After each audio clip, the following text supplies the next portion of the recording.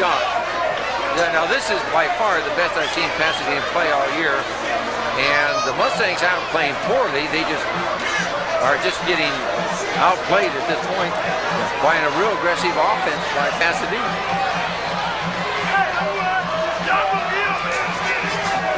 We have another angle on that touchdown here. You see Jamal Strong talking about up, angle rolls left. Right. The angle makes the catch. Yeah, the angle was wrong by number 5. He came up too aggressively, and there was that play by number 2 he could have made all the way. Volosuris, Bastiampoli. No, I am wrong. They're going for 2, it looks like. Yeah, they don't do PHS. No, they very little respect for convention on kicking situations. Yeah, that's a power eye situation. And they tried to play last time like this, different. It's a bootleg strong, nobody's got him. rolling. Nobody took the quarterback on that rollout. They faked the blast play out of the power eye, and he ran a bootleg around the right side for the extra point. 2-point extra point by Jamal Strong. 14-0 lead for Pasadena. Excuse me. Yeah, it should be 14-0. Yes, 13. Don't get it right. Number 10 actually turned it in. Tremaine Dixon, the outside backer, came up to the outside and turned it in, but there was no pursuit by the Mustangs. There was nobody there.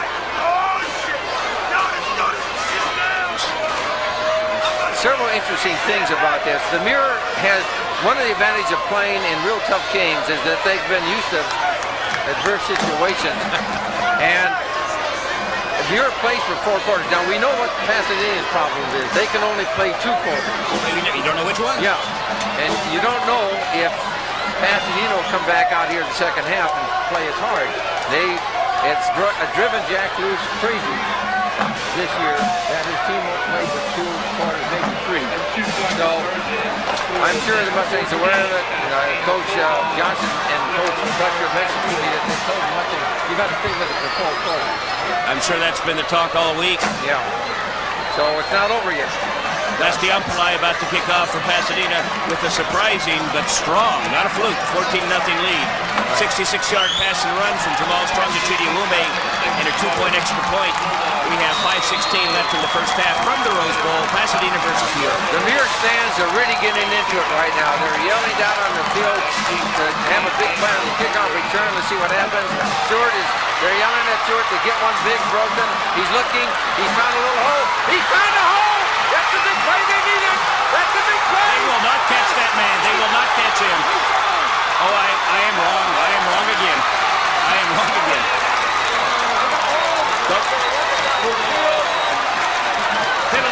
Penalties everywhere. They don't need this. They don't need this kind of a penalty. They don't need the penalty. A wonderful return by MUIR, D'Angelo Stewart-Holmes. I didn't think anybody had a chance to catch him. He went cross field, but that's Pasadena. They've got these kids. They all go up together. Some go to MUIR, some go to Pasadena. They had the speed to catch him. They had the angle. Stewart couldn't just extend it. Went down to the 23-yard line. After the tackle, after he went down, a lot of things were said and people jumped in. The sidelines partially emptied and the flags, the linen went everywhere. We have the replay. There was some pushing and shoving. Hard to tell who did it first, but there was some talking going on. Yes, he found a hole. It cuts back to the middle of the field now. Pick up a couple key blocks.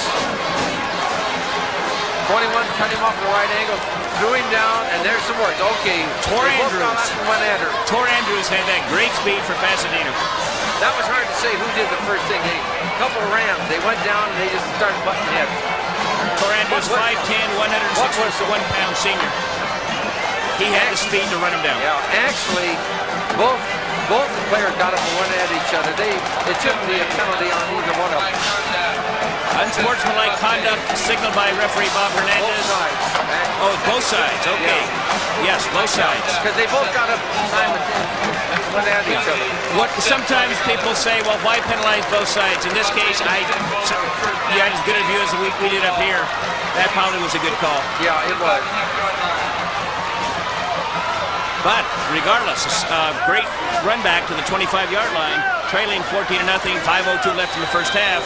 D'Angelo Stewart-Holmes, a nationally ranked sprinter, Tor Andrews did a great job to catch him. That might be what Muir needs to turn their jets on. Yeah. Well, if that didn't stimulate the Mustangs, nothing will. They're out in their power line formation. Split into the short side of the field left. Morris is counting. Snappy's, almost didn't get the handoff. Haslett got hit. Again, a lot of running around there. The ball may be loose. They're acting like it's loose. Muir recovers. Yeah, nothing's going for Muir on the left side. Muir cannot budge the defensive right side of Pasadena. The defensive starting lineup of Christian Cajeda, Terrence Hampton, Anthony Thomas, and Fred Tatalon. The defensive line averaging 237 pounds for Pasadena. Linebackers Anthony Matthews, Jason Kelly, and Darren Taylor. Taylor, the 6'3", 215-pound leader of that team. Cornerbacks Tor Andrews, Chidi Awume. Safeties James Scoggins and Drew Benton.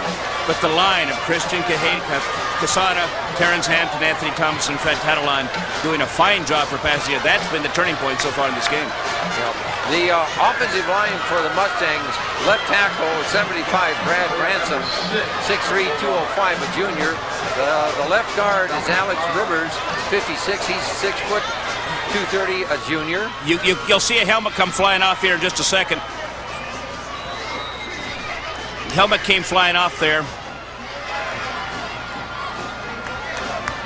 Everybody's okay now. I had a coach do that in college once, and we knocked him back about 30 feet. He was going to teach us goal line defense.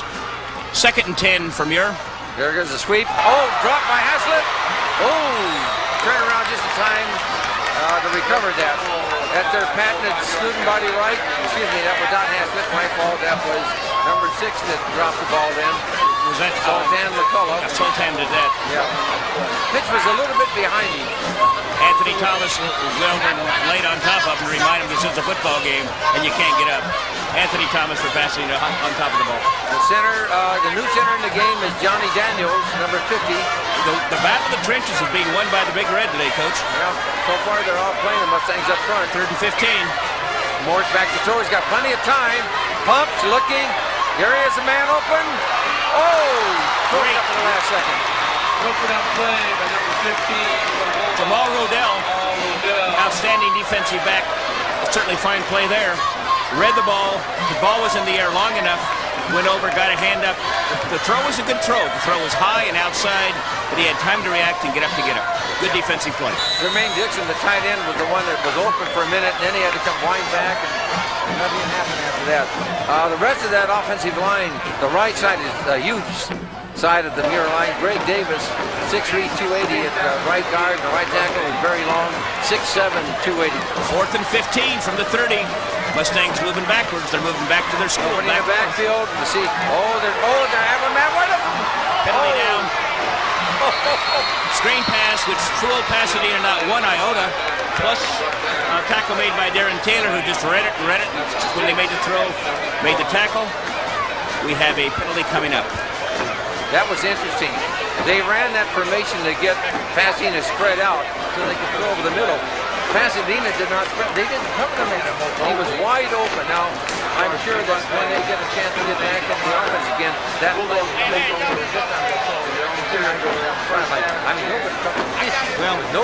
on him. Holding the call, holding the call against Muir. The Muir's offense is definitely out of sync. Let's give the credit to Pasadena. Pasadena. Big turnover. They're out of downs. 1st and 10 for Pasadena now. Yeah, they have taken away the run of the Mustangs.